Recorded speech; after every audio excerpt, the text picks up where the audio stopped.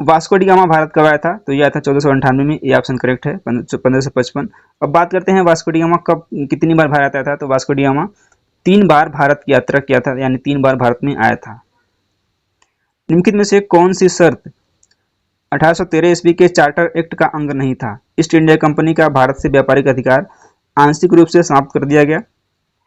East India company का भारत में व्यापारिक अधिकार पूर्ण रूप से समाप्त कर दिया गया। ब्रिटिश व्यापारियों को कुछ शर्तों के साथ भारत में निवास की स्वतंत्रता दी गई। या फिर चीन से कंपनी ने चाय व्यापार को सुरक्षित रखा। पूछा जा रहा है कौन सा चार्टर एक्ट का अंग नहीं था? ध्यान देना है यहाँ पे, कौन सा अंग नहीं था? तो जो ईस्ट इंडिया कंपनी का भारत में व्यापारिक अधिकार पूर्ण रूप से समाप्त कर दिया गया था, नहीं, पूर्ण रूप से नहीं किया गया था। वो चाय और किसका व्यापार था? आपको कमेंट बॉक्स में कमेंट करना है। ये समाप्त पूर्णतः नहीं हुआ था।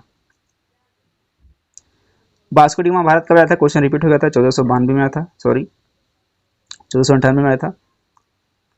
1767 ईस्वी में बंगाल का सर्वेयर जनरल किसे नियुक्त किया गया था? Mortimer Durand, George Everest, James Prinsep या फिर जेम्स रेनल को? 1767 में बात की रही बंगाल का सर्वेयर जनरल किसे नियुक्त किया गया था? तो यह था James Rennell. D option correct हो जाएगा। श्रीरंगपट्टनम की संधि कब हुई थी? 1782 ईस्वी में, 1785 ईस्वी में, 1789 ईस्वी में या फिर 1792 ईस्वी में? कब की संधि पूछा जा रही है? श्रीरंगपट्टनम की संधि कब हुई थी? तो यह हुई थी 1792 ईस्वी में। डी ऑप्शन करेक्ट हो जाएगा। और यह किसके किसके बीच हुई थी? कमेंट बॉक्स में कमेंट कीजिए। टीपू सुल्तान की राजधानी कहाँ थी?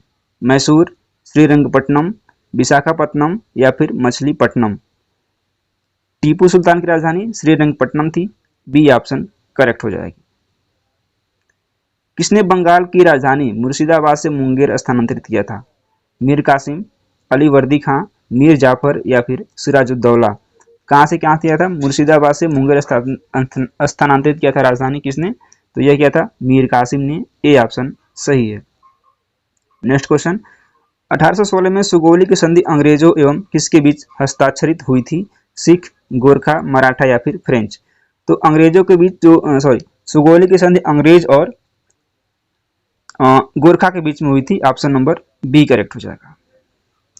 प्रथम आंग्ल सिख युद्ध निम्नलिखित में से किन वर्षों में हुआ था? 1772-93, सॉरी 1772-73, 1745-46, 1818, 1819, 1830-31?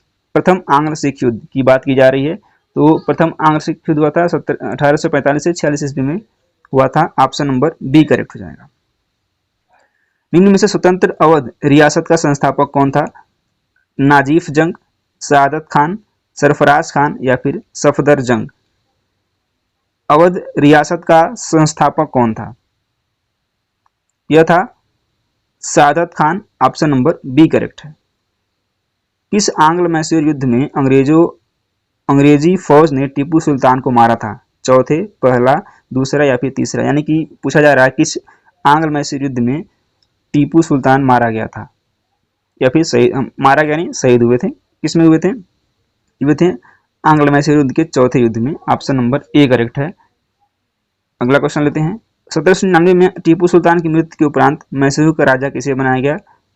बसालत खान, प्रताप सिंह प्रथम, कृष्णराज तृतीय या फिर नंदराज को? यानी कि टीपू सुल्तान की जब मृत्यु हो गई 1799 में, तो उसके पश्चात जो है मैसूर का राजा किसे बनाया गया?